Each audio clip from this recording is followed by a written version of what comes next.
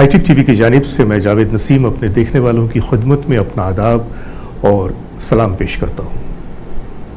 आज एक बार फिर मैं आपके सामने हाजिर हूँ प्रोग्राम एक मुलाकात लेकर। और आपको याद होगा कि अभी कुछ ही दिनों पहले हमने आपकी मुलाकात करवाई थी जनाब इलियास शरफुद्दीन साहब से, जो कि दाई इस्लाम हैं, बल्कि मैं ये कहूँ कि मर्द मुजाहिद हैं, बहुत ही बेबाक इंसान जिन्होंने हमेशा हक़ का साथ दिया है और हमेशा अपने रवैये में गैर जानिबदारी को ही इन्होंने अव्वलियत दी है। आज फिर एक बार हमारे साथ मौजूद हैं जनाब इलियास शरफुद्दीन साहब, और आज फिर हम उनसे बातें करेंगे। लेकिन वैसे ये दाई इस्लाम है, लेकिन आज हम इनसे मजहबी मामलात की बातें न करते हुए जो हमारे हालात हैं, हमारे हालात हाजरा, हमारे मुल्क में मुल्क गिर पैमाने पे क्या कुछ हो रहा है, हम उन मसाइल पे बात करेंगे। तो आपका बहुत बहुत इस्तकबाल है जनाब हमारे इस चैनल पे। वालेकुम अस्सलाम। तो अगर आपकी इजाज़त हो तो हम अपने दूसरे एपिसोड का आगाज़ करें आज। प्लीज़, खुशी रहेगी जी। तो मैं पहले आपसे पहला सवाल ये करना चाहूँगा कि ये जो कुछ आजकल चल रहा है, और ये ख़ास तौर से पिछले तकरीबन 3.5 महीनों से जो एक सूरत हाल पैदा हो गई है मुल्क में, तो भारत में अगर कहा जाए तो एक तरह से वायलेंस और कत्लेआम ये एक बड़ा मामूल सा बन गया है, एक जैसे एक रूटीन बन गया, एक शेड्यूल बन गया है। बॉर्डर पर भी आप देख रहे हैं कि फौजी मरते चले जा रहे हैं। तो ये जो एक तरह का ये जुर्म है, तो इस घिनौने जुर्म को रोकने के लिए क्या तदाबीर इख्तियार की जा सकती है? देखिए, सबसे पहले तो मैं एक बात आपको ये बता दूं कि हर इंसान के अंदर आगे बढ़ने का एक जज्बा होता है। बिल्कुल। हर कौम और मुल्क के अंदर भी आगे बढ़ने का एक जज्बा होता है। सही। और हर कोई चाहता है कि दुनिया में तरक्की करे और टॉप 5 या कम से कम टॉप 10 में उसका शुमार हो। बिल्कुल। बात तो सोचते हैं मैं टॉप 3 या टॉप 1 रहूंगा। जी जी। और उसके लिए आपने देखी कि इंसानी तारीख में जंगों का एक जबरदस्त सिलसिला आपको मिलेगा।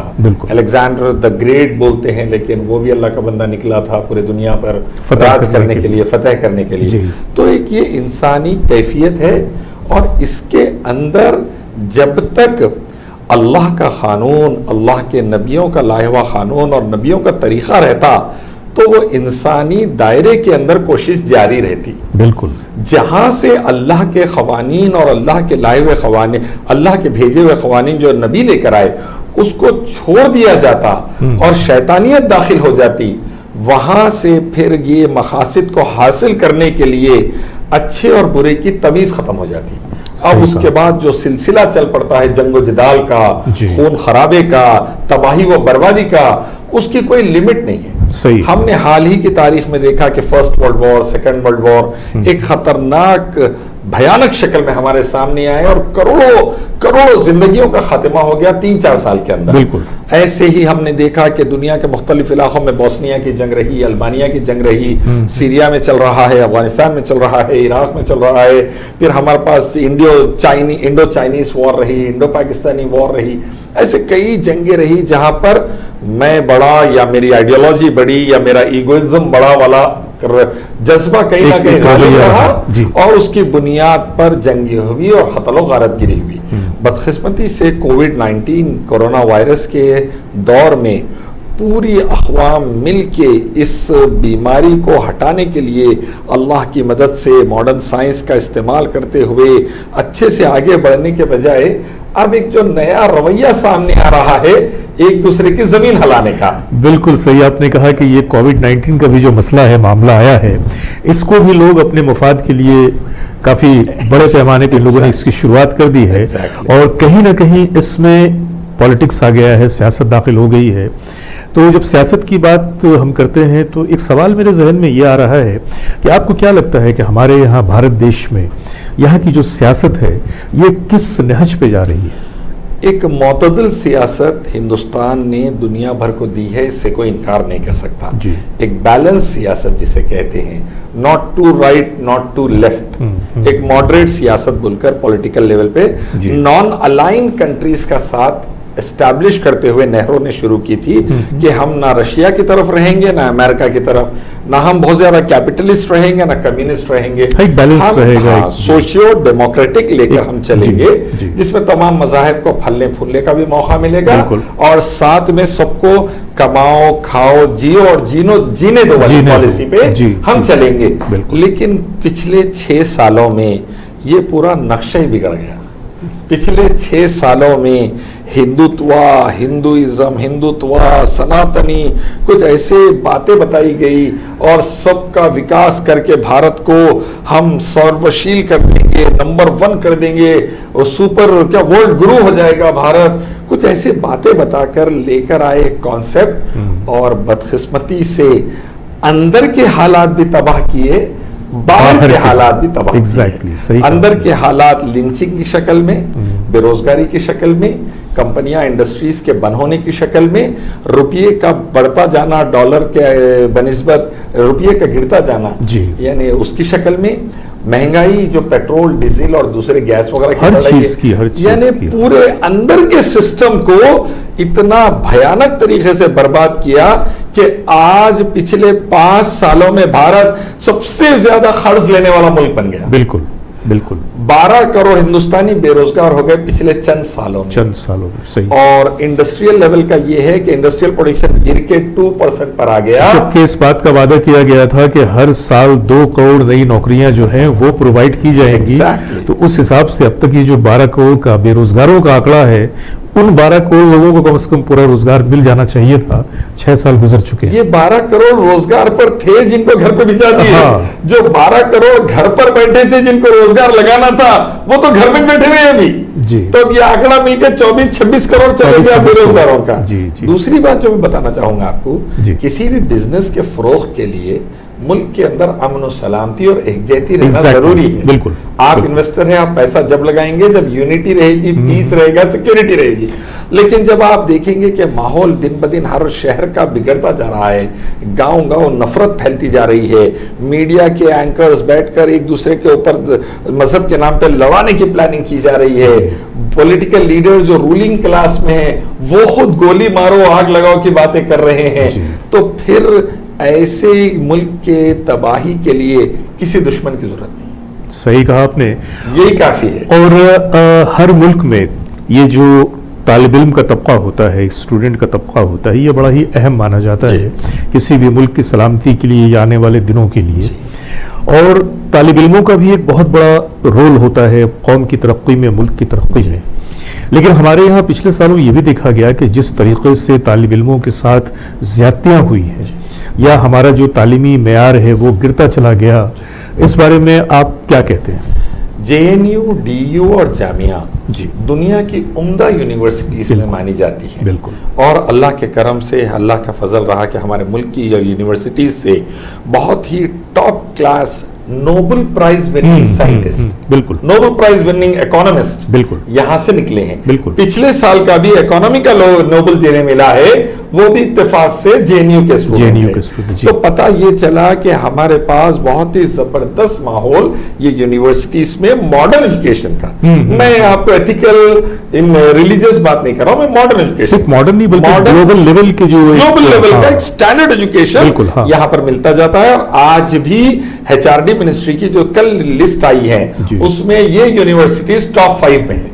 लेकिन हुआ यूं, वहां पर किसी तरीके से एक संस्था खोली गई, RSS की शाखा खोली गई, VHP बजरंग दल की शाखा खोली गई और हिंदू मुस्लिम की आग लगाकर इन यूनिवर्सिटीज के फाउंडेशन को भी कमजोर करने की प्लानिंग की गई। और ऐसे ऐसे लोग आकर वहां पर सेमिनार्स दे रहे हैं जो टीवी के ऊपर दिन रात सिर्फ आग लगाने बैठते हैं और वो लोग सेमिनार्स दे रहे हैं। तो फिर हमारे को अंदाजा ये हुआ कि at the end of the day ये यूनिवर्सिटीज और नौजवानों के फ्यूचर से खेलने के लिए रूलिंग क्लास, रूलिंग गवर्नमेंट की तरफ से और मीडिया की तरफ से एक बड़ी साजिश हो रही है। करोड़ों बच्चों का फ्यूचर तबाह होगा, बच्चों का फ्यूचर तबाह होगा, उनके फैमिलीज का फ्यूचर तबाह होगा, आने वाली जनरेशन का फ्यूचर तबाह होगा, इनडायरेक्टली डायरेक्टली मुल्क तबाह होगा। ये सारी चीजें जो है ये तो चल रही है और बहुत सारी जगहों पे हम हुकूमत की जानिब से की जाने वाली अनचाही या मनचाही हरकतों को देख रहे हैं और इसका क्या एक रिजल्ट निकल रहा है। यहाँ की जनता, यहाँ की आवाम उससे जूझ भी रही है। हालात को देखते हुए एक सवाल जहन में यह पैदा होता है कि ये जो कोविड-19 है, गर्चे ये वबा की सूरत है, लेकिन पिछले महीनों में जो हालात देखे गए तो उससे कहीं ना कहीं एक अंदेशा होता है कि क्या हमारी हुकूमत कोविड को भी अपने मफाद के लिए इस्तेमाल कर रही है।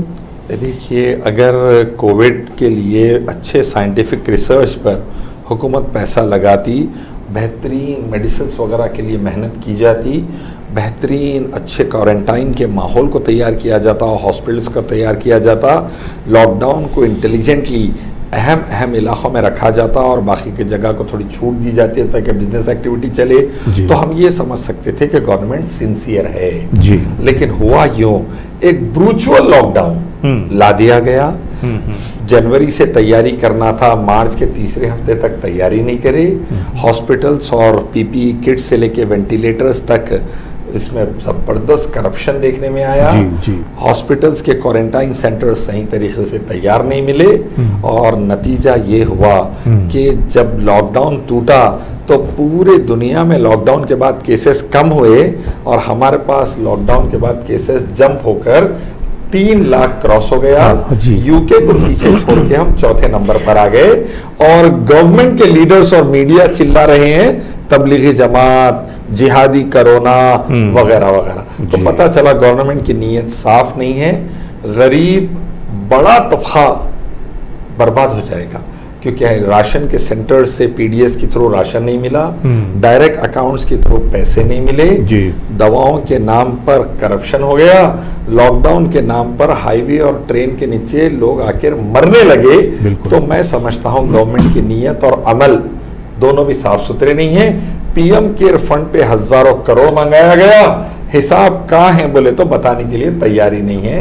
मूर्तियों पर और कई दूसरे ऐसी अय्याशियों पर वो पैसा लग रहा है मुझे लगता है, इसीलिए हिसाब देने को डर रहे हैं। पीएम केयर की बात आई तो मेरे भी जहन में ये सवाल उठा कि एक ऑलरेडी पीएम फंड तो मौजूद था जी, जो जमाने से मौजूद था और जब भी कोई ऐसी सूरत हाल होती थी तो उस पीएम फंड का इस्तेमाल किया जाता था, लेकिन एक नई शुरुआत की गई पीएम केयर फंड और इसमें मेरा ख्याल है कि लाखों करोड़ रुपए, सिर्फ करोड़ों नहीं बल्कि लाखों करोड़ रुपए इस फंड में आए और हर शख्स ने जाती तौर से जितनी मदद करनी थी लोगों की वो तो किया, लेकिन पीएम फंड में भी काफी हद तक, क्योंकि ये जो अमाउंट आया ये तो जनता का ही पैसा आया।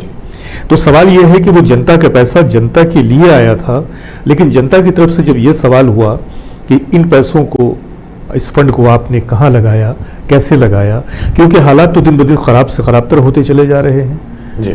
हमारे सामने कोई ऐसी सूरत नजर नहीं आ रही है जहां हमें ये लगे कि हाँ इस करोड़ों रुपए के फंड का कोई जनता के लिए इस्तेमाल हुआ है या कोविड के लिए इस्तेमाल हुआ है। लोग मरते चले जा रहे हैं। हमारे प्रधान जी ने ताली भी बजवा दी, थाली भी बजवा दी, फूल भी बरसवा दिए, मोमबत्ती भी जलवा दी। तो ऐसा लगता है कि वो शायद कोविड को वेलकम कर रहे थे या जश्न मनाया जा रहा था, क्योंकि जिस तेजी से ये ऊपर की तरफ जा रहा है लेवल, ये ऐसा लगता है कि हिंदुस्तान बड़ी तेजी के साथ न सिर्फ ये कि वबाई तौर से बल्कि मुआशी तौर से, अखलाकी तौर से, हर तरह से तबाही की तरफ जा रहा है। मैं बिल्कुल आपकी बात से मुत्तफिक हूँ। पीएम फंड ऑलरेडी मौजूद था जिसको कंट्रोलर एंड ऑडिटर जनरल हर साल ऑडिट करते थे कैग वाले, और वो रिपोर्ट पार्लियामेंट में पेश होती थी। बिल्कुल पैसा कहाँ से आया, कहाँ गया। पीएम केयर फंड नया डाला गया, काफी पैसा मंगाया गया, उसकी ऑडिटिंग अब सीएजी से कैग की तरफ से नहीं होगी बल्कि उसकी ऑडिटिंग प्राइवेट ऑडिटर्स करेंगे और उसकी ऑडिटिंग पब्लिक में नहीं लाई जाएगी। ये बात कह दिया गया। अब जब एप्लीकेशन डाला गया, बॉम्बे हाई कोर्ट वगैरह में पीआईएल फाइल की गई कि इसको पब्लिक किया जाए, तो गवर्नमेंट वहां पर जाकर कह रही है कि ये पब्लिक डोमेन का फंड नहीं है। फिर ना सिर्फ पैसे मंगवाए गए गवर्नमेंट मशीनरी के जरिए बल्कि गवर्नमेंट के एम्प्लॉइज की एक एक दिन की तनख्वाह काट के पैसे डाल दिए गए उसके अंदर। बिल्कुल डिफेंस वालों की तनख्वाह काट दी गई, प्राइवेट दूसरे एम्प्लॉइज की तनख्वाह काट दी गई और कई एनजीओस ने भी उसमें पैसा दिया है। ये पैसा गरीब के खाने पर, गरीब के रोजगार पर, गरीब के कपड़े पर, गरीब की दवाओं पर खर्च नहीं हो रहा। ये पैसा कहीं और बर्बादी की तरफ खर्च हो रहा। इसके अलावा अगर ये पॉजिटिव खर्चा होता तो कुछ ना कुछ असर दिखकर आता था इसका। एक इत्तला के मुताबिक ये जो फंड इकट्ठा किया गया, इसमें इस फंड के अलावा वर्ल्ड बैंक से भी जो है वो इन्हें कुछ कर्ज दिया गया, कोविड को $1 बिलियन दिया गया। उसके बाद एक और भी खबर आई थी जो कि गैर मुसद्दिक़ा है कि $2 बिलियन और भी दिया गया था। बहरहाल जो भी है, लेकिन कहीं भी ये बिलियन डॉलर्स की रकम का क्या सरफा है, क्या इस्तेमाल है, वो तो कहीं नजर ही नहीं आ रहा है और सरकार बताने को तैयार नहीं है। तो क्या समझा जाए इसे? आप सवाल करने पर अगर सरकार को गुस्सा आ रहा और आप पर केसेस दायर हो रहे, जैसा यूपी के चीफ सेक्रेटरी ने कल सवाल किया कि यूपी में टेस्ट कम हो रहे हैं, फॉर्मर चीफ सेक्रेटरी ने, टेस्ट कम हो रहे हैं इसीलिए केसेस कम हैं, टेस्ट ज्यादा करिए केसेस ज्यादा निकलेंगे। 1 मिलियन में से सिर्फ 1300 टेस्ट किए जा रहे हैं। अच्छा, ये बोलने पर उन पर केसेस दायर हो गए। अब इसमें क्या गलत बात नजर आई उन्हें? IAS ऑफिसर की बात कर रहा हूं मैं आपको, वही तो मैं कह रहा हूं कि इसमें क्या गलत बात नजर आई? वो बंदा सजेशन दे रहा था ज्यादा टेस्ट करिए, आवाम को झांसे में, धोखे में, खतरे में मत डालिए जी, लेकिन ये नहीं मानकर उसको ही केसेस के जरिए अंदर किया जा रहा है। सेम हाल PM केयर फंड का है। जो भी ज्यादा सवाल कर रहा है, चाहे मीडिया के ईमानदार एंकर्स हो या कोई पैनलिस्ट हो या वगैरह हो, तो जितनों पर हो सके उनको ग्रिप में लाने के लिए केसेस पे केसेस दायर किए जा रहे हैं। तो पता चला दाल में कुछ काला नहीं, पूरी दाल ही काली है। तो क्या ये समझा जाए कि जैसे ये डीमोनेटाइजेशन के वक्त में रूपों को जो इकट्ठा किया गया था और इसके बाद ये जो PM केयर में जो है अभी लाखों करोड़ रुपए जो फंड इकट्ठा किया गया है, सरकार इसका कुछ और अदरवाइज इस्तेमाल करने के बारे में सोच रही है क्योंकि इलेक्शन भी सामने है? जी, मैं तो समझता हूँ गुजरात से लेकर राजस्थान तक MLA खरीदे जा रहे हैं जी। MLA खरीदने के लिए पता चला 8 डिजिट्स में पैसे दिए जा रहे हैं, यानी सबको कम से कम 10 करोड़ से ज्यादा का फिगर है। 10 करोड़ के नीचे वाला एक भी MLA नहीं है। दूसरी बात, 20,000 करोड़ से सेंट्रल विस्टा का एक मोदी जी का पैलेस बन रहा है दिल्ली के अंदर। अच्छा, वो एक इन्वेस्टमेंट है। आने वाले दिनों में ऐसे कई चीज़ें और दिक्कत आने वाली है जो मैं समझता हूँ आवाम के पैसे जो आवाम पर खर्च होने चाहिए थे वो इस तरीके से गैर ज़रूरी चीज़ों पर कर आवाम को बर्बाद किया जा रहा है, हिंदुस्तान को बर्बाद किया जा रहा है। आप देखिए हमारे पास जो चाइना से आर्मी के लिए जैकेट्स मंगाई गई थी जी, उसकी quality up to the standard नहीं है। वो जैकेट की जो बुलेट प्रूफ जैकेट है अप टू द मार्क नहीं है बोलकर हमारे CAG की रिपोर्ट आई है। तो सब स्टैंडर्ड मटेरियल सेना के लिए आ रहा जा रहा है। चाइना लद्दाख तक दाखिल हो गया, गलवान रिवर तकरीबन ले रहा है वो। वहाँ के मेंबर ऑफ पार्लियामेंट BJP के उन्होंने कहा कि ऊपर के तकरीबन हिल्स लद्दाख के हाथ से निकल गए हैं। अच्छा, उत्तराखंड का तकरीबन हिस्सा नेपाल अपने मैप में ऐड कर लिया है और पार्लियामेंट से पास करा लिया। कल हमारे कुछ भाई सीतामढ़ी बिहार में वहां जाने की कोशिश करे तो फायरिंग करके उनको नेपाल की पुलिस ने मार डाला। अच्छा। ये हालात चल रहे हैं। असल पैसा बेकार चीजों पर लगाकर देश को बस अल्लाह भरोसे छोड़ दिया जा रहा है। मैं समझता हूँ अल्लाह उसके नबी का हुक्म था तुम पहले एहतियात करो फिर अल्लाह पे भरोसा करो, लेकिन एहतियात तो नहीं हो रही, सिर्फ बर्बादी की तरफ देश जा रहा है। और वाकई में ये जो आपने इत्तेहाद की बात कही तो बहुत ही शर्म और अफसोस का मकाम है कि इस वक्त हम सब पूरा मुल्क जिस तरह के हालात से जूझ रहे हैं और जिस तरह के हालात का शिकार हो रहे हैं, बड़ा अफसोस होता है कि इस वक्त भी लोग गंदी सियासत में पड़े हुए हैं, नफ़रतों की तिजारत में पड़े हुए हैं, नफ़रतों को बढ़ाने में पड़े हुए हैं। ये एक क्या माहौल बन रहा है ये समझ में नहीं आता। बहुत अक्ल हैरान रहती है कि आखिर ये इंसानी नुमा भेड़िए हैं, दरिंदे हैं, जानवर हैं, क्या हैं या क्या बन चुके हैं। अब देखिए, जैसे कि मैं एक बात कहूँ कि ख़वातीन की बात अगर मैं करूँ, हमारे मुल्क में बहुत कुछ तो हो ही रहा है, लेकिन जिस तरीके से अभी कुछ वाक़यात सामने आए कि जहाँ पर हमारी ख़वातीन के साथ बहुत ही बेहुरमती का मामला रहा, उनकी बहुत ही बेइज्जती भी हुई और उनकी जानें भी गई। और अभी एक यूपी में एक वाक़या हुआ कि एक खातून थी नीलम नाम की, वो जब उन्हें दर्द ज़ा उठा तो उन्हें लेके जब हॉस्पिटल्स में जाया गया तो 8 हॉस्पिटल वालों ने इनकार कर दिया, महज ये कहते हुए कि हमारे यहाँ बेड खाली नहीं है। और न सिर्फ ये उनकी बल्कि उनके बच्चे की भी एम्बुलेंस में जान चली गई। एक तरफ हमारे मुल्क में इस बात का नारा लगाया जाता है कि बेटी बचाओ बेटी पढ़ाओ और औरत की इज्जत और इस तरह की बहुत सारी किताबी बातें की जाती हैं, लेकिन जब हम अमली तौर से देखते हैं तो हमें सूरत हाल कुछ और नजर आती है। मसला ये है भाई कि गवर्नमेंट की पूरी तवज्जो है गाय बचाने पर जी। तो जो माएँ बहनें परेशान हैं उस पर से कंसंट्रेशन हट गया है। जी।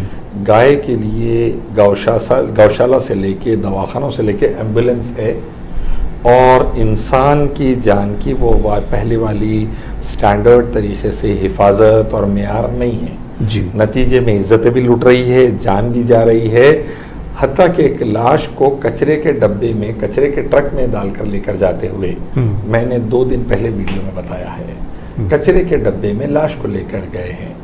औरत के लिए एम्बुलेंस यहाँ तो यूपी में फिर भी मिल गई थी, कई जगह एम्बुलेंस भी नहीं दे रहे हैं। तुम अपने मसले कैसे चले आओ। बॉम्बे की जो खातून खत्म हुई, मुसलमान खातून, दर्द ज़ाह की वजह से उनको रिक्शे में, ऑटो में लेकर फिरा गया, किसी हॉस्पिटल ने कबूल नहीं किया, किसी हॉस्पिटल ने। अब दूसरा मसला ये है कि हमारे पास की जो पॉलिसी फिलहाल चल रही है, हिंदुत्व पॉलिसी, नफरत अंगेज पॉलिसी, उसकी वजह से डॉक्टर्स भी, उनकी क्रेडिबिलिटी पर भी सवाल लग गए। सवाल आ गए हैं बिल्कुल। अभी वो कानपुर के डॉक्टर जो है आरती लालचंदानी जी हैं, इसके अलावा और भी कई हैं, कई जगह के डॉक्टर, यूपी की जो कानपुर के डॉक्टर जी, कई डॉक्टर्स आ रहे हैं। मध्य प्रदेश के डॉक्टर्स का व्हाट्सएप सामने आया है जिसमें मुसलमान पेशेंट्स को मत देखो वगैरह वगैरह। तो मैं समझता हूँ ये जो सांप्रदायिकता का, कम्युनलिज्म का, फिरकावारियत का जहर था, ये पॉलिटिकल क्लास से निकल कर ये मुख्तलिफ आश्रमों से होता हुआ अब हॉस्पिटल्स के अंदर, यूनिवर्सिटीज़ के अंदर, स्कूल्स के अंदर भी दाखिल हो गया है। और इसका नतीजा ये है, गांव-गांव खुदकशी के वाक़यात, भुखमरी के वाक़यात और मरीजों का इलाज नहीं होने की वजह से मौत के वाक़यात आपको ज़्यादा मिलते जा रहे हैं, क्योंकि अब पूरा सिस्टम करप्ट होना शुरू हो गया। अभी हम ख़वातीन की बात कर रहे हैं, ख़वातीन की सलामती के बारे में बात कर रहे हैं। मेरे जहन में अचानक अभी एक नाम आ गया, सफूरा जरगर। वो एक स्टूडेंट जो कि जिसका ताल्लुक जामिया से था और उसे, उसके ऊपर एलिगेशन लगा के उसे अरेस्ट कर लिया गया, 2 बार उसके बेल को खारिज करार दे दिया गया। एक सवाल मेरे जहन में ये उठा कि उसी जामिया के सामने में खुलेआम कोई गोलियां चलाता है, वो आराम से घूमता है, पुलिस के सामने कोई आग लगाता है, वो आराम से घूमता है, किसी के कहने पे सारा शहर जो है, दिल्ली शहर, वो जलने लगता है, वो भी आराम से घूमता है। लेकिन हमारी हुकूमत का जो रवैया है वो एक स्टूडेंट के बारे में महज इसलिए कि उसने एक आवाज़ उठाई थी इंसानियत के लिए, समाज के लिए, हिंदू मुस्लिम एकता के लिए, और आज उसे बिल नहीं मिल रहा है। खबर मिली है कि जो बच्चा है उसके पेट में, उसकी भी हालत कुछ ख़राब बताई जा रही है। तो एक जहन में एक अजीब सा खलफशार मच जाता है कि आखिर हम किस तरफ जा चुके हैं, जा रहे हैं, और इसका अंजाम क्या होने वाला है। आप देखिए, हिंदुस्तानी तारीख में कंस नाम का एक राजा हुआ करता था जी, जिसने भी एक हामिला औरत को जेल में रखा था, और श्री कृष्ण जेल में ही पैदा हुए उसी औरत से, और निकलकर कंस का बहुत अच्छे तरीके से बाजा भी बजाए थे। ये हमको हमारी हिस्ट्री में मिलता है जी जी। तो कभी भी याद रखिए, जो जालिम किस्म के लोग रहते हैं उनका एक टारगेट होता है किसी तरीके से इंसाफ की आवाज को दबाया जाए, किसी तरीके से एक जो आवाज उठ रही है इंसानियत की फलाह के लिए, भलाई के लिए, इक्वालिटी के लिए, जस्टिस के लिए, उसको रोका जाए, उसको खत्म किया जाए और उस पर पाबंदी लगाई जाए। सफूरा जरगर या उस जैसी बहनों और भाइयों को जो आज जेल में यूएपीए को लेकर बंद किया जा रहा है, तो वही यही एक प्लानिंग है जो रावण और कंस की हुआ करती थी। आज की भी बस यही प्लानिंग है, किसी तरीके से इनको जेल में डालो, इंसाफ की, जस्टिस की, इक्वालिटी की आवाज को दबाओ। एंटी सीए के प्रोटेस्ट के लिए कई दलित बच्चियां जो आगे आई थी पिंजरा तोड़ बोलकर एक कॉन्सेप्ट लेकर, वो बच्चियों को भी यूएपीए जैसे सख्त कानून के तहत अंदर कर दिया। यानी पता ये चला कि मौजूदा हुकूमत किसी तरीके से इक्वालिटी की, जस्टिस की, इंसाफ की आवाज़ को दबाने में इंटरेस्टेड है, देश अच्छे से चलाने में इंटरेस्टेड नहीं है। आप देखिए, आज कल की एक बात अगर आप सुने तो हैरत करेंगे, परोठा जो होता है, पराठा जी, गवर्नमेंट की नज़र में रोटी नहीं है कहते वो, इसलिए 18% जीएसटी पराठे के ऊपर लगा दी गई, क्योंकि उनकी नजर में पराठा रोटी नहीं है, रोटी पे जीएसटी नहीं रहेगा, अगर आप पराठा खाएंगे तो जीएसटी रहेगा। सवाल ये पैदा होता है कि हमारे ऐवान हुकूमत में किस किस तरह के और किस किस जहनियत के लोग आ गए हैं और उनकी सोच किस तरफ जा रही है और कैसे जा रही है। ऐसी ऐसी चीजों पे जो आदमी ये कहता हो कि मुसलमान औरतों को खबरों से निकालकर उनकी इज्जत को लूटेंगे, उसको चीफ मिनिस्टर जब बना दिया जाता है। सही। जो औरत ये कहती है कि नथुराम गोडसे मेरे आइडियल और हीरो है और वो देशभक्त था जिसने महात्मा गांधी को मारा, और उसको मेंबर ऑफ पार्लियामेंट बना दिया जाता है। सही। जो ये कहता है कि रामजादे या हरामजादे, उसको उठाकर एमपी बना दिया जाता है, ये कहने वाली औरत को।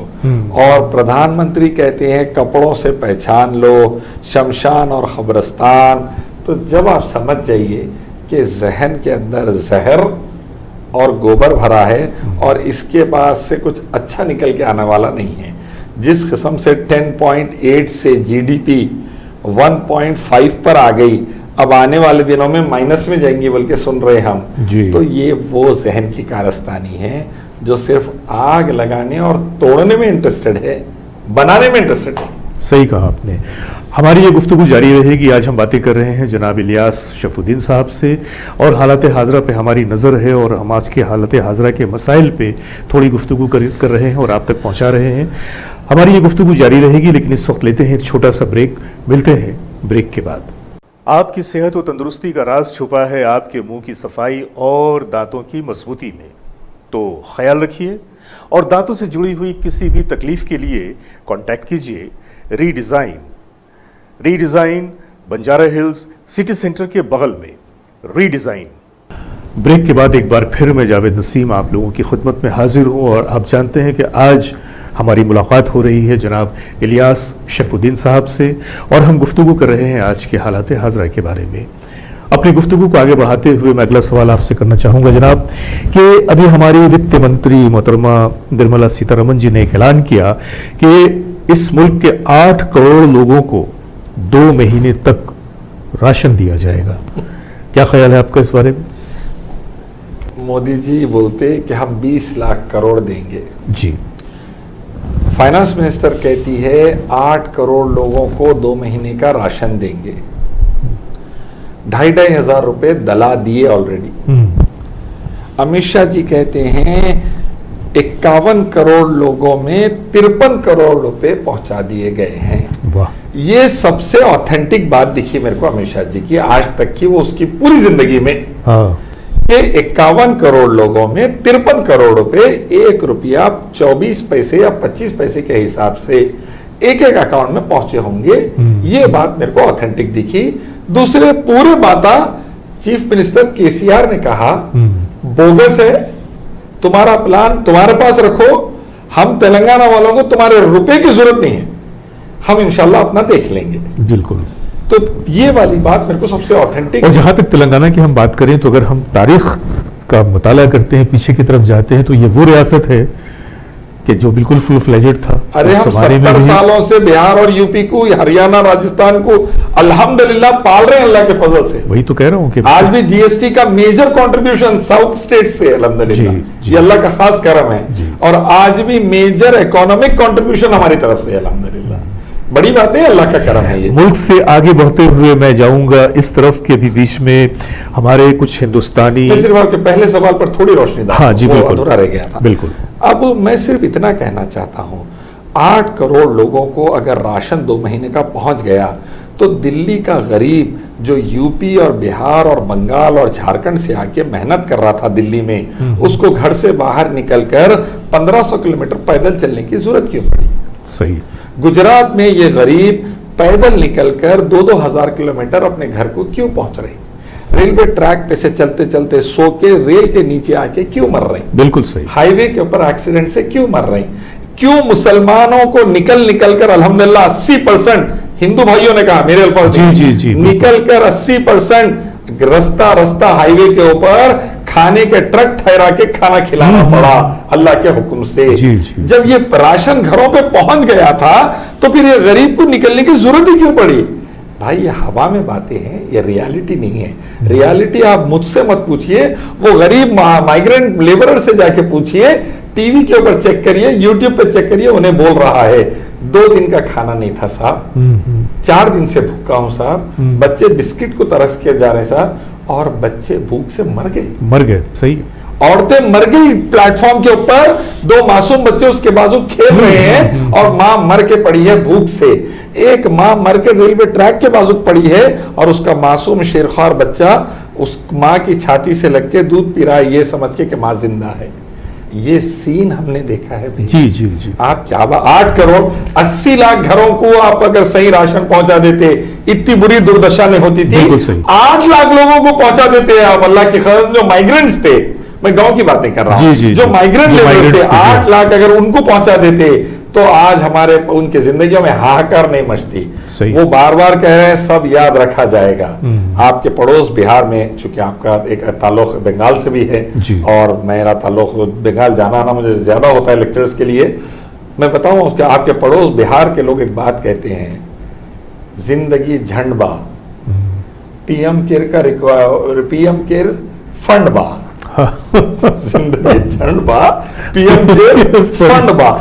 भाई जिंदगी पूरी झंड हो गई, पीएम केयर तो अब तो आ जाओ फंड ले लेके, लेकिन पैसा नहीं आया। सही, झूठ, लफ्फाजी, फेंकना, जुमले, इस पर 6 साल निकल गए, आधे हिंदुस्तान को भिखारी बना दिए। अब अल्लाह जाने आगे क्या करें। लेकिन ये जो कहा आपने कि सब याद रखा जाएगा, मुझे लगता है कि हमारे मुल्क के लोगों को भूलने की बड़ी बुरी बीमारी है, क्योंकि हम बड़ी से बड़ी बात को बहुत जल्दी भूल जाते हैं। क्योंकि अगर सब याद रखा जाता तो हमारे हजरत दोबारा तो नहीं आ पाते। मसला ये है कि एक चीज होती है मीडिया का सही इस्तेमाल जी, और इस बारे में मौजूदा हुकूमत को मानना पड़ता जी कि 95% मीडिया को, विद ड्यू रिस्पेक्ट, आप पर्सनल ना लें, आपको मैं 5% में रखता हूं भाई, इंशाल्लाह अल्हम्दुलिल्लाह, अल्लाह उसी में रखे। 95% मीडिया को खरीद लिया गया और उनको खरीद कर अवाम के दिमागों पर ऐसा प्रेशर बनाया जा रहा है कि 30% के करीब जो हाई और मिडिल क्लास की अवाम है वो इनके झांसे में कहीं ना कहीं आ रही है। बिल्कुल, बिल्कुल। एक बड़ी प्यारी बात ट्विटर पर एक अल्लाह की बंदी गैर मुस्लिम बहन ने लिखा है जी, बड़ी प्यारी बात। उसने कहा कि मैंने मिडिल क्लास और हायर मिडिल क्लास और क्रीम ऑफ द सोसाइटी को अपनी जिंदगी में भारत के अंदर इतना बेरहम आज तक नहीं देखा जितना अब देख रही हूँ। जो ट्रेन के नीचे आकर मजदूर कट गए तो दूसरे दिन एक हाई क्लास का बंदा ट्विटर पर लिखता है, ट्रेन के पटरियों पे सोए क्यों? बाजू जंगल नहीं था क्या? जंगल में जाके सोना था। ये जहनी दिवालियापन है एक्चुअली, ये उनकी अंदर की नफरत और एक जहनी दिवालियापन, ये उन्हें इस तरह के बयानात देने के लिए मजबूर करता है। और आपने मीडिया की बात कही, मीडिया के बिक जाने की बात कही, अल्हम्दुलिल्लाह अब तक ये शायद हम लोग जहाँ पे हैं बैठे हुए इसीलिए बैठे हैं कि बेलाग और बेबा गुफ्तगू करते हैं, और बस अल्लाह ताला जो है वो हौसला दे, ईमान पे कायम रखे, हौसला दे कि हम हमेशा लोगों के सामने अपने जो हमारा अमल है, जो हमारी पोजीशन है, उसके जरिए हम लोगों के सामने सच्चाइयां लेकर, आमीन या रब्बुल आलमीन, और सच का ही दामन लेकर हम चलते हैं। यही वजह है कि आप देख रहे हैं कि हम इस छोटे से चैनल में बैठ के काम कर रहे हैं। अल्लाह कबूल करे। क्योंकि जो लोग आपके चैनल की तरक्की के लिए, आपकी जिंदगी की तरक्की के लिए, आपकी पूरी टीम की तरक्की के लिए, ये चैनल के ओनर की तरक्की के लिए मैं अल्लाह हम लोगों ने कभी भी झूठ को या कामयाबी नसीब फरमाए और बेहतरीन दौलतों से नसीब, खुशामद परस्ती को या झूठ को कभी जो है वो सीढ़ी नहीं बनाया, हमेशा हक की जो है वो तरवीज की है, और आज भी वही कर रहे हैं। अगले सवाल की तरफ बढ़ते हुए मैं जनाब आपसे ये पूछना चाहूँगा कि हमारे मुल्क के कुछ लोग जो कि अरब ममालिक में काम कर रहे थे, वहाँ पे काम कर रहे थे, कमा रहे थे, वहाँ से कमा के वो दौलत यहाँ भेज रहे थे, यहाँ पे उनके फैमिलीज आराम की ज़िंदगी गुजार रहे थे, लेकिन एक मुस्लिम ममालिक में काम करने के बावजूद उन्होंने वहाँ भी अपनी जहर अफशानी से खुद को बाज नहीं रखा, और तरह तरह की मुल्क के इसके बारे में, मुसलमानों के बारे में, मजहब इस्लाम के बारे में वो जहर अफशानी करते रहे।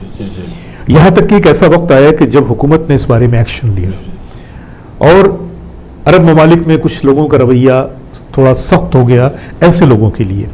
लेकिन हमारे यहाँ उसके लिए भी एक अजीब फिजा बना दी गई कि अरब वाले जो हैं वो हमसे नफरत करते हैं और वो उस नफरत को प्रमोट कर रहे हैं और हमारे लोगों पे जुल्म कर रहे हैं। इस बारे में क्या आप कहना चाहेंगे? अरब ममालिक से भारत का ताल्लुक लगभग 4000 साल पुराना है। बिल्कुल। हमारा कारोबारी ताल्लुक, हमारा समाजी ताल्लुक, और यमन के कई काफिले केरला आते जाते थे और सिल्क रोड के जरिए कई काफिले सिंध आते जाते थे और यहाँ से पल्सेस वगैरह, मसाले वगैरह ले जाते थे, सिल्क वगैरह लेके जाते थे और फिर वहाँ से जो वो लोग माशाल्लाह एक्सपोर्ट कर सकते थे वो चीज़ें लाकर एक्सपोर्ट करते थे। ये एक पुराना ताल्लुक था और एक अच्छा खुशगवार माहौल था। पिछले 100 सालों में लाखों में नहीं कहूँगा मैं, करोड़ों में हिंदुस्तानी जाकर अरब ममालिक में रहकर अपनी जिंदगी बेहतरीन बना लिए, अरबों खरबों में कमा के भेजे हिंदुस्तान को। और आप देखेंगे कि जब हिंदुस्तान के अंदर इंडस्ट्रियल अभी दौर नहीं आया था, आईटी का दौर नहीं आया था, तो खानदान के खानदान एक आदमी पर डिपेंड रहते थे जो अरब मुल्क में रहता था। बिल्कुल सही। एक अल्लाह का बंदा जाता था तो वो, उसके भाया, उसकी बहनें, उनके बच्चे, उसके कजन्स, उनके बच्चे पूरे उस पर इंतजार करते थे कि कब वो बेचारा मदद भेजना शुरू करेगा, कब हमारे जिंदगियां फीसा भरे जाएंगे, खाने आएंगे। यानी कि अरब ममालिक का अल्हम्दुलिल्लाह एक बहुत बड़ा रोल रहा हमारी माशियत में, हमारी इकोनॉमिक अपलिफ्टमेंट में। बिल्कुल। अब हुआ यूं कि आरएसएस का जो संगी जहन वो काम करना शुरू हुआ जहरीले तरीके से। तो ऐसे तेजस्वी सूर्या, बीजेपी के member of parliament south Bangalore के, अरब माँ बहनों बेटियों के बारे में गंदे जुमले लिख दिए ट्विटर पे। वो एक अरब प्रिंसेस के हाथ को लग गए, किसी ने निकाल कर बता दिया।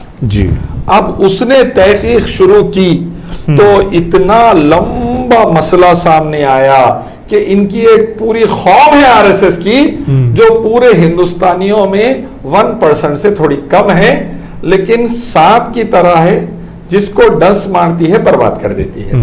वो चीज उनके सामने वाजे हुई। अब उनके सामने वाजे हुई तो वीडियो आना शुरू हुए, तो लालचंदानी जैसी डॉक्टर्स के वीडियोस चले गए, व्हाट्सएप चैट चले गया जो मध्य प्रदेश का था, डॉक्टर सुशील का। अब ये चीजें जब उनके सामने गए तो अब उनको इंडियन डॉक्टर पे, इंडियन ड्राइवर पे, इंडियन आईटी कंसल्टेंट पे, इंडियन बिजनेसमैन पे जो खास तौर पे हिंदू कम्युनिटी का है, अरबों को शक होना शुरू हो गया। उनके लिए एविडेंस है। बिल्कुल। हाँ। तो अब वो क्या सोचने लगे, अरे भाई हर डॉक्टर ऐसी चाहे तो मेरी बहन को भेजो नहीं भेजो, मेरे भाई को भेजो नहीं भेजो, मेरे माँ बाप को भेजो या नहीं भेजो, क्योंकि डॉक्टर हिंदू है। आरएसएस का रहा तो कोई दवा दे के मार तो नहीं दे रहा, जहर दे के जान बचा रहा है या जान मार रहा है, जान से खत्म कर रहा। ये एक जहर। हाँ, क्योंकि ये आरती ने तो बाकायदा खुला बयान दिया ना कि ऐसे लोगों को बाकायदा इंजेक्शन दे के, जहर का इंजेक्शन दे के मार देना चाहिए। एक डॉक्टर की जुबान से ये अल्फाज पूरी दुनिया में, डॉक्टर्स कम्युनिटी में, मेडिकल कम्युनिटी में और आम जनता में हिंदुस्तान का शर्म से सर झुका दी। बिल्कुल सही। मैं और आप आज जाके बोलेंगे मेरा बच्चा डॉक्टर है, आप जॉब पे रखेंगे, तो अरब 2 बार सोचेगा, अमेरिकन अब 2 बार सोचेगा, यूरोपियन 2 बार सोचेगा। कोसी मेंटालिटी का डॉक्टर है तेरा बेटा, तेरी बेटी कोसी मेंटालिटी का डॉक्टर है। अब ये सोचना शुरू हुए। क्यों? उसका रीजन ये है कि उनके दिमाग में ये आएगा कि भाई आइडियोलॉजी से मुतासिर होके कहीं प्रोफेशन के अंदर ये खयानत करके मासूमों को तो नहीं मार रही है। बिल्कुल सही। और ये वाली चीज अरबों में आम हुई। ट्विटर पे उन लोगों ने मुहिम चलाई हुई है और आप यकीन मानिए अगर वो मुहिम जोर पकड़ गई तो लाखों हिंदुस्तानी हिंदू जो अरब ममालिक में लाखों रुपया माहाना कमा रहे थे, उनके नौकरियां और जिंदगियां तो जीरो हो गए। समझो, मेरी बात लिख लीजिए। अरब एक्शन लेते नहीं। जब अपनी वाली पे आके एक्शन लेते ना तो फिर पूरी बाल की खाल निकाल डालते हो। इतना याद रखिए, डेनमार्क वालों ने बदतमीजी की थी, उनका जो हशर करे वो अरब, डेनमार्क वाले आके नीचे घुटनों पे बैठ गए। बिल्कुल सेम हाल अगर हमारा हुआ और हमारे अगर चावल का एक्सपोर्ट रुक गया, गोश्त का एक्सपोर्ट रुक गया, दालों का एक्सपोर्ट रुक गया और हमारे तरकारियों का एक्सपोर्ट रुक गया और हमारे बच्चों के प्रोफेशंस जाना शुरू हो गए, हिंदू भाइयों बहनों के, डायरेक्ट फायदा पाकिस्तान को होने वाला है। चावल वो पाकिस्तान से मंगाएंगे, गोश्त पाकिस्तान से मंगाएंगे, पूरे प्रोफेशनल्स को वो पाकिस्तान से लेके जाएंगे। तो इसका मतलब है हमारे बच्चे बेरोजगार होंगे, हमारी इकोनॉमी और दफन होंगी, पाकिस्तान ऐसा बूस्ट होकर अरबों खरबों रुपए कमाना शुरू करेगा, फॉरेन एक्सचेंज पाकिस्तान दुनिया का आगे निकल जाएगा। ये बड़ी खतरनाक चीज हो सकती है, अल्लाह हिफाजत करे। इस ज़मन में आगे की तरफ बढ़ते हुए अभी एक जो मामलात चल रहे हैं चाइना और बॉर्डर पे काफ़ी अंदर तक आ गया है लद्दाख के, तो ये क्या ये हुकूमत इस मामले में क्या फ़ाल नहीं है, वो एक्टिव नहीं है, या इस बारे में नहीं सोच रही, या उनको बिल्कुल देने का इरादा कर लिया है क्योंकि चाइना बड़ी तेज़ी से गलबा पा रहा है बॉर्डर्स पे?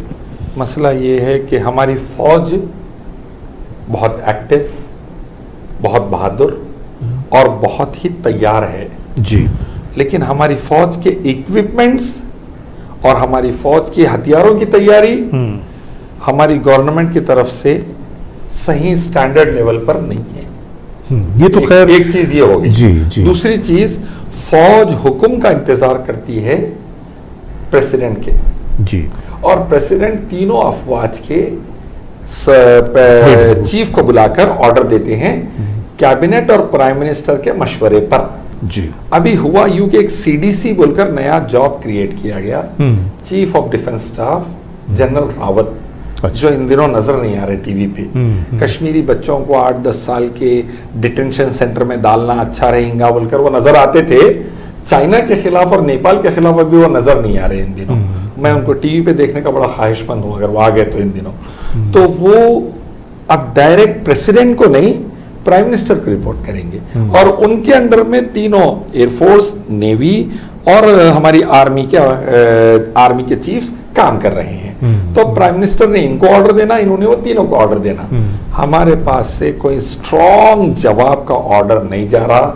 अफवाह फौजियों के हमने हाथ बंद दिए हैं। चाइना जुल्म पे जुल्म करता जा रहा है, कई फौजियों को जख्मी कर दिया, फोटोग्राफ्स आए हैं, हाथ पैर बांध के वो लेके जा रहे हैं, फोटोग्राफ्स आए हैं। कई फौजी हमारे आईसीयू में चले गए और वो लगभग 60 किलोमीटर तक अंदर आ गया है। 60 किलोमीटर छोटा एरिया नहीं होता, याद रखिए आप। 60 किलोमीटर के स्क्वायर किलोमीटर के मुल्क है दुनिया में, उतना एक हिस्सा वो काट लिए हैं। अब नई जो परसों मीटिंग हुई है उसमें चाइना ने ये कहा, हमें पता चला है कि वो पीछे नहीं जाएंगे, अब ये नया नॉर्मल है, इसके अलावा अब हमको ये होना है। तो ये जो खामोशी है हिंदुस्तान की, ये किसी तरह का खौफ है या कोई स्ट्रेटेजी है इसके पीछे? मोदी जी सावरकर के मानने वाले हैं और सावरकर का तरीका था परेशानी हद से बढ़ जाए तो फौरी माफी मांगकर खामोश हो जाना। मोदी जी खामोश होने में इंटरेस्टेड है, माफी मांगने में नहीं है। अंग्रेजों से सावरकर माफी मांग लिए थे डर के। आज पूरी गवर्नमेंट के ऊपर चाइना का खौफ तारी दिख रहा मेरे को। अभी तक होना ये चाहिए था 100-200 सर्जिकल स्ट्राइक हो जाना चाहिए था चाइना पर, उनकी आर्मी पर। अभी तक हमारी 4-6 बटालियन घुस जाना चाहिए था। अभी तक हम बहुत कुछ आगे निकल जाना चाहिए था, लेकिन बदकिस्मती से हम एक थप्पड़ भी नहीं मारे और उन्होंने हम पे प्रेशर बनाते बनाते अब घुसते जा रहे हैं। अब परसों पता चला लद्दाख पूरे का पूरा उन्होंने क्लेम कर रहे हैं और अरुणाचल प्रदेश पे भी अब वो आने वाले हैं। अल्लाह भारत की हिफाजत करे, मैं दुआ कर सकता हूं। तो ये 56 इंच का सीना जो है ये किस दिन काम आएगा?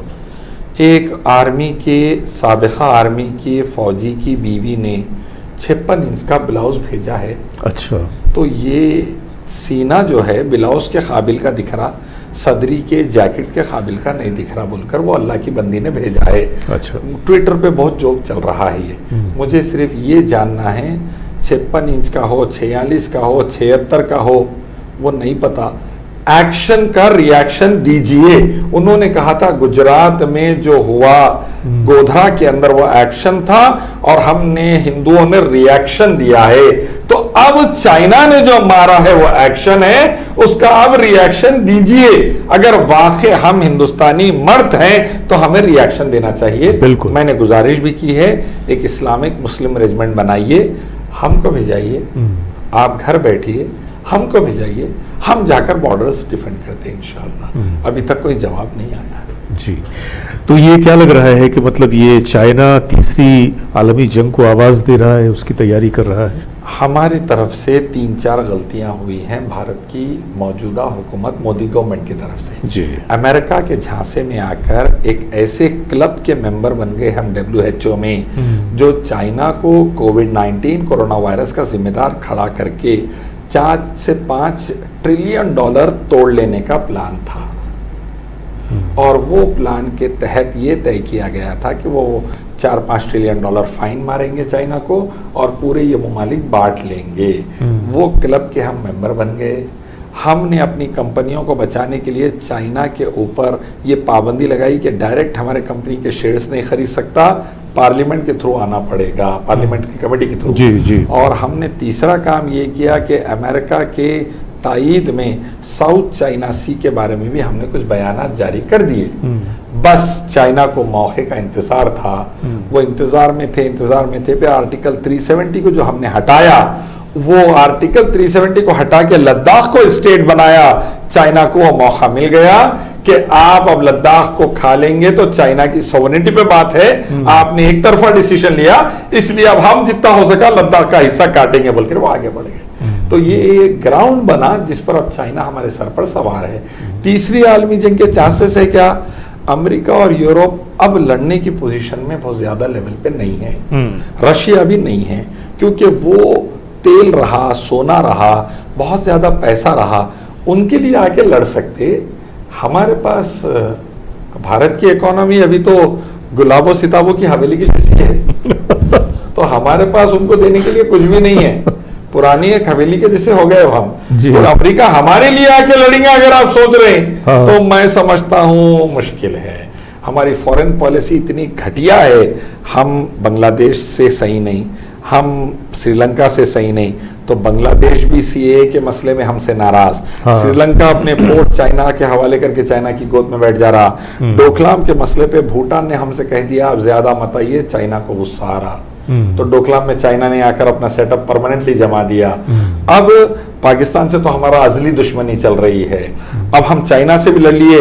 नेपाल वाहिद हिंदू कंट्री पूरी दुनिया की, हमारे पास के हिंदुत्व वाले जाके उनसे भी लड़ लिए, गोलियां खा के मर रहे। अब आप अंदर भी जहर, अंदर भी मुसलमानों को मार रहे, दलितों को मार रहे, सिखों को मार रहे, ईसाइयों को मार रहे, अंदर भी बर्बादी ला रहे मोदी गवर्नमेंट, बाहर भी। एक मकुला है कि हम जो बोते हैं वही काटते हैं। बराबर, आप सही। तो मुझे लगता है कि हमारी सरकार ने जो बोया है अब उसे काटने का भी वक्त आ गया और सरकार को काटना पड़ेगा। अफसोस यह है कि सरकार के इस अमल की वजह से जो यहाँ की मासूम और बिल्कुल बेकसूर जनता है वो पिस रही और वो पिसती चली जाएगी। अगर जंग हो गई इन हालात में जी, तो मैं समझता हूँ आधे से ज्यादा हिंदुस्तानियों के सरों पर जी मौत के बादल मंडला रहे हैं, भूख और दूसरे वजूहात की वजह से। अल्लाह से दुआ है कि अल्लाह हम सबकी हिफाजत करे। तो ये रियाज साहब, आलमी सतह पर जो ये चीन की जो सप्लाई का मामला है, तो क्या लगता है आपको कि चीन का रवैया क्या रहेगा इस मामले में? चीन एग्रेसिव रहेगा। चीन के फॉरेन रिजर्व्स में करीब 20 ट्रिलियन डॉलर से ज्यादा पड़े हुए हैं। चीन अमेरिका के बॉन्ड्स खरीदे हुआ है जो मार्केट में लाया, तो अमेरिकन इकोनॉमी रोड पर आ जाएगी। तो अमेरिका चीन के बारे में एक बयानबाजी से ज्यादा जाने की पोजीशन में नहीं है। चीन से यूरोप डायरेक्ट टेंशन लेना नहीं चाहता, क्योंकि कोई खास फायदा नहीं है। उल्टा जो one belt one road policy जो चीन की है, उसकी वजह से यूरोप को नहीं बोले भी तो $500 बिलियन के ऑर्डर्स मिले हैं। जर्मनी को $70 बिलियन का ऑर्डर मिला है, यूके को मिला है। तो उनकी इकोनॉमी कहीं ना कहीं चीन पर डिपेंड है, तो वो चीन से पंगा लेना नहीं चाहेंगे। अफ्रीकन नेशंस चीन के हैवी इन्वेस्टमेंट के अंडर में, तो चीन से अफ्रीकन नेशंस भी अगेंस्ट नहीं जाएंगे, क्योंकि खूब फायदा मिल रहा है। चीन इंडस्ट्रीज डाल रहा है, शहर बसा रहा है, बड़े बड़े फार्मिंग के लिए इक्विपमेंट्स दे रहा है, लॉन्ग टर्म लोन्स दे रहा है। श्रीलंका वैसी दबा हुआ है, पाकिस्तान के ऊपर गवादर पोर्ट चीन ने बना दिया, तो पाकिस्तान बिल्कुल ही चीन के साथ है। नेपाल के अंदर चीन ने पूरी रेलवे लाइन डाल दी। 2015 में मागाधीशियों के नाम पर मोदी जी ने नेपाल का ब्लॉकेट किया था, तो नेपाल चीन के गोद में जाके बैठ गया। चीन पूरा सप्लाई संभाल ले रहा नेपाल की, तो उसमें जो वहां के मागाधीशी भी हमारे खिलाफ है, वहां के नेपाली भी हमारे खिलाफ है। यानी हम ऐसे महागधे साबित हुए, हमारी गवर्नमेंट। किसी के ना दोस्त बन सके ना किसी को दोस्त बना सके। तो क्या उन्हें इस बात का इदराक नहीं कि जो उनकी पॉलिसीज है वो कहीं ना कहीं उनको पूरी दुनिया में अकेला कर रही है? यस, मैंने ये बात कई टीवी चैनल्स पे कही, आर्टिकल 370 और सीए के मसले में, कि अमेरिका की ह्यूमन राइट्स कमीशन की रिपोर्ट हमारे खिलाफ, यूनाइटेड नेशंस की रिपोर्ट हमारे खिलाफ, यूरोपियन यूनियन की रिपोर्ट हमारे खिलाफ, OIC organisation of Islamic council, अरब ममालिक के साथ पूरे मुस्लिम मुल्कों की जो ओआईसी है वो भी हमारे खिलाफ। अभी तक ईरान हमारे खिलाफ कोई वहां से करारदाद निकलना रहा तो रोक देता था, तो अब ईरान भी साथ दे दिया। हत्ता के सीए के मसले में जो जुल्म हुआ शियाओं पर कश्मीर के अंदर, ईरान भी हमारे खिलाफ स्टेटमेंट दे दिया। जो कई सौ सालों से हिंदुस्तान का साथी बना रहता था, हाँ। वो भी खिलाफ हो गया। तो पता ये चला कि हम पूरी दुनिया से लड़े हुए हैं। तो ये तो अंदरूनी सूरत हाल आपने बताई, लेकिन उसके बावजूद जो हमेशा से पिछले 6 सालों से हमारी मीडिया का, गोदी मीडिया का जो रोल रहा, तो आपको क्या लगता है कि हमारी मीडिया ये चाइना और इंडिया की जो भी ये चल रहा है, ये तनाज़ा चल रहा है, इसको किस तरह से, किस नज़र से देख रही है? गोदी मीडिया की आप बात करेंगे? नहीं, मैं मीडिया को गोदी मीडिया, सुधीर चौधरी और अमीश देवगन शो चला रहे हैं, टाइम्स नाउ भी चला रहा था, लेकिन ये दोनों ज्यादा चला रहे हैं। सुनिए आप कि चाइना के फौजी बड़े लाडले रहते अपने माँ बाप के, बहुत ज्यादा माँ बाप उनको चाहते, एकलौते रहते, भारत की फौज के सामने टिक नहीं पाएंगे, हम अगर आज लड़े हुई तो घुस जाएंगे चाइना के अंदर। ऐसी ऐसी बातें आप देखेंगे ना तो एक बच्चा भी हंसेगा और दुनिया थूक रही। उसके ऊपर फिर दूसरा जो चल रहा, वो पाकिस्तान से कबूतर आ गया, वो कबूतर जासूस था, उसके ऊपर कोड्स लिखे हुए थे, पूरी वर्ल्ड हंस रही हमारे ऊपर। ये देखिए, आप एक बात याद रखिए, मोहल्ले में अगर लड़ाई हो गई ना, तो मोहल्ले की लड़ाई को टैकल करने के लिए साम दाम दंड भेद चारों चीजों पर एक बंदा काम करता कि लड़ाई को मैं टैकल कैसा करूं। अगर वो लड़ाई का पार्टी और हिस्सेदार है, या दो मुल्कों की बात कर रहे हैं आप, और भारत जैसे मुल्क की, जिसके लिए हजारों नहीं लाखों लोगों ने अंग्रेजों से भिड़कर खून बहाया है, उसमें हिंदू भाई भी है, उसमें मुसलमान भी है। सही, हजारों मुसलमान, लाखों मुसलमान भिड़ गए, तब जाके आजादी मिली। अब ये अखंड भारत को टूटते टूटते अब इतना रह गया। आगे के दिनों में इनके पॉलिसीज की वजह से मुझे लगता है भारत की अखंडता बीजेपी की वजह से खतरे में आ गई। न सिर्फ ये कि बीजेपी, बल्कि इसे तोड़ने में मैं समझता हूँ कि इनका जो दोनों राइट हैंड है, इनका मीडिया, जी, क्योंकि ये जो गलत तरह से लोगों को एक प्रोजेक्शन कर रहा है तमाम चीज़ों की, क्योंकि एक तरफ जैसा कि आपने बताया कि 60 किलोमीटर के लद्दाख का हिस्सा जो है वो चाइना ने ले लिया, लेकिन वो खबर जो है वो इस तरीके से पेश की जा रही है कि ऐसे लगता है कि हम चाइना पे हावी हो रहे हैं और चाइना हमसे डरा हुआ है। ये सूरत हाल सामने में पेश की जा रही है लोगों की। तो ये जो मिसगाइडेंस है, ये किस रुख पे ले जाएगी आने वाले? अंधेर नगरी चौपट राज, बॉर्डर्स से निकलकर हमारे मोहल्लों तक भी अगर खतरा आ जाए तो ये ईमान बेचकर देश को बर्बाद करने वाले गोदी मीडिया के लोग, देश के असल गद्दार जी, आम आवाम को अंधेरे में रखने की कोशिश करेंगे। जब रूम जल रहा था तो नीरो बांसुरी बजा रहा था। तो आने वाले दिनों में कहावत कही जाएगी, जब भारत अल्लाह ना करे जल रहा था तो गोदी मीडिया संघी हुकूमत के साथ मिलकर झूठ और नफरत फैला रहा था। बस इतना आप याद रखिए।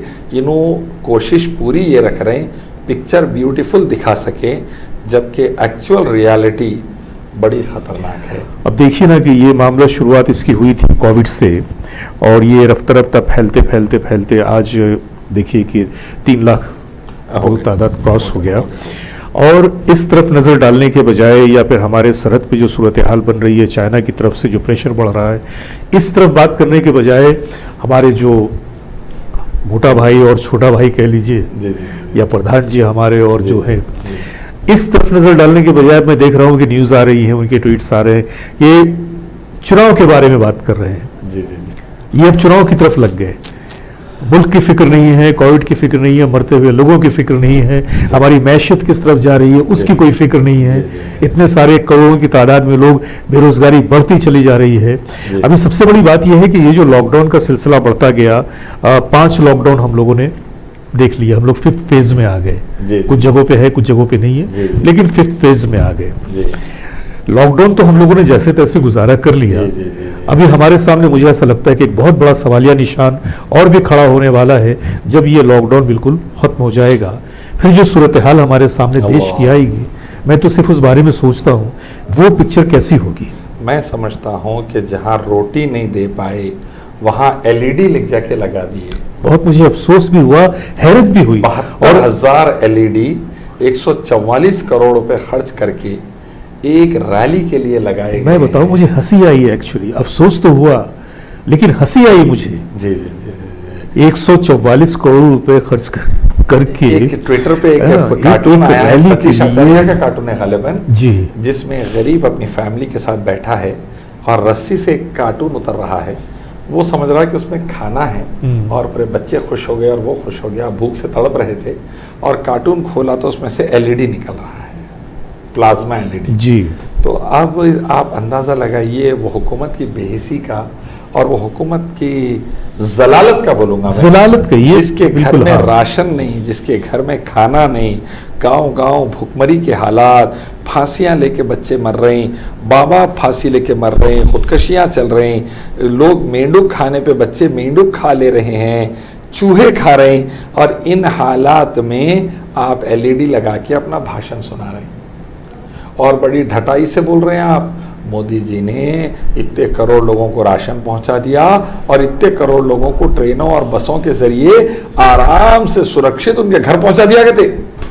ये ढटाई से तो मैं समझता हूं ये तमाम चीजें और तबाही लाएगी। पूरा लॉकडाउन जब हटेगा तो जो पिक्चर रहेगी, अक्सर जाकिर नाइक बोलते गॉड सेव द कंट्री, अल्लाह बचाए मुल्क को। मैं कहूँगा बस अल्लाह बचाए। हालात मुझे बहुत ही भयानक लग रहे हैं, बस अल्लाह हिफाजत करे रब्बिल आलमीन। अपनी गुफ्तगू में अब हम आखिरी मंजिल की तरफ आ चुके हैं और मैं चाहूँगा कि आपसे एक सवाल जो बहुत देर से मेरे दिमाग में मचल रहा है वो आपसे करूँ कि चीन पर इल्ज़ाम लगाया जा रहा है कि दुनिया में कोविड-19 को लाने का या फैलाने का वो जिम्मेदार है। इस बारे में आपका क्या नज़रिया है? मैं समझता हूँ बड़े बड़े नुकसानात जो तमाम ममालिक को हुए हैं उसमें सबसे ज़्यादा नुकसान माली एतबार से चीन का हुआ है। तो चीन कोविड-19 को लाकर अच्छी खासी इकोनॉमी जो उसकी चल रही, अच्छे खासे इंडस्ट्रीज चल रहे हैं, पूरी दुनिया में उसका माल बिक रहा है, पूरी दुनिया के बड़े बड़े कंपनीज आके उसके पास कंपनी इंडस्ट्री एस्टैब्लिश कर रहे हैं, उसकी इकोनॉमी दिन दुगनी रात चौगनी बढ़ रही है, trillions and trillions of dollars कमा के अपनी आवाम पे खर्च कर रहा है, शहर पे शहर बसा लेते जा रहा, एयरपोर्ट पे एयरपोर्ट खोल लेते जा रहा, हाई फाई लाइफ होती जा रही है कि अमेरिका और यूरोप भी देख के परेशान हैं। तो ऐसे हालात में चीन ये बीमारी लाकर खुद अपनी खबर खो देगा, ये सोचना थोड़ा महाल है, अजीब बात है जी। हाँ, अगर चीन के बड़े नुकसानात हो रहे थे, चीन से दुनिया जो सो बदले ले रही थी, चीन को दबाने के लिए जंगें चल रही थी, उन हालात में केमिकल वॉरफेयर के नाम पर चीन ऐसी बीमारी को इंट्रोड्यूस करके लोगों को, दूसरे कंट्रीज को हला दिया, तो जब बात समझ में आती थी। अभी चीन पूरे वर्ल्ड की इकोनॉमी का इंजन बना हुआ था और पूरी इकोनॉमी को लेकर दौड़ रहा था और इन हालात में वो खुद ही अपने आप को पैर में बेड़ियां डाल के औंधे मुंह गिरा लेगा, ये सोचना मैं समझता हूँ थोड़ा बईद अल अकल बोलते ना, out of mind out of sense है। तो I don't agree with this notion. मैं इस तो आपको क्या लगता है कि ये आने वाले दिनों में जो अपनी चीन की स्टेबिलिटी रही, क्योंकि अभी पिछले दिनों एक रिपोर्ट में ये भी मैंने पढ़ा कि चीन अपने वक्त से 20 साल आगे है जी जी जी जी जी जी तरक्की में, जी जी जी अपनी इजादात में, अपनी तरक्की में, अपनी इकोनॉमी में वो अभी से 20 साल आगे है। जी जी जबकि हम लोगों का ये हाल है कि हम लोग आज के दौर में भी 20 साल पीछे हैं। 20 साल भी कम बोल दिया, आप थोड़ा जी। बढ़ा दीजिए, अब बढ़ जाएगा। 6 साल को अगर आप ऐड कर हाँ, दीजिए, अब ये बढ़ तो मैं जाएगा। समझता हूँ कि 40 साल पीछे चले गए। तो क्या लगता है कि ये आने वाले दिनों में चाइना क्या बिल्कुल सबसे बड़ा सुप्रीम पावर बनकर उभरेगा क्या? $5 ट्रिलियन चाइना पे दबाव बना के वायरस के इस्तेमाल के जरिए WHO को यूज़ करके वेस्टर्न पावर्स उसको तोड़ने के चक्कर में थे। लेकिन मैं समझता हूँ चाइना उसके आधे पैसे खर्चा करके जंग पर राजी हो जाएगा लेकिन 1 रुपया किसी को डायरेक्ट देने वाला नहीं, कोई उससे पैसे तोड़ना आसान नहीं रहेगा। 2.5 से 3 ट्रिलियन डॉलर खर्च करके वो साउथ चाइना सी भी खा जाएगा, ताइवान भी खा जाएगा, इधर हमारी तरफ अल्लाह जाने कहाँ तक एंट्री मार दे, उधर अमेरिका शुरुआत तो हो ही चुकी है। अमेरिका यूरोप अगर होशियारी करे तो फेस टू फेस उनसे एक लिमिटेड वॉर लड़ लेके उनको और घुटनों पे ला देंगे उन्हें, लेकिन अपनी एग्रेसिव पॉलिसी को अब वो कॉम्प्रोमाइज नहीं करेगा। मुझे भी ऐसा ही लगता है। मुश्किल है। जी जी, ये मेरा अंदाजा है पर्सनल लेवल। नहीं, पर अंदाजे की बात देखिए, हम लोग जो अंदाजे लगाते हैं सूरत हाल की बदलती हुई कैफियत के तहत ही हम अंदाजे लगाते हैं। तो जो कैलकुलेशन आपका है वही कैलकुलेशन मेरा भी है। मुझे भी यही लगता है एग्जैक्टली जो आपने कहा। आज की इस गुफ्तगू को हम यहीं पे ख़त्म करेंगे, लेकिन उससे पहले चाहेंगे कि आपकी गुफ्तगू को हमारे देखने वाले बहुत ज़्यादा ही पसंद कर रहे हैं और वो चाह रहे हैं कि हम बार बार आपको तकलीफ़ दें, क्योंकि आज की तारीख़ में बेलाग और बेबाक गुफ्तगू करने वालों की बहुत ही किल्लत है।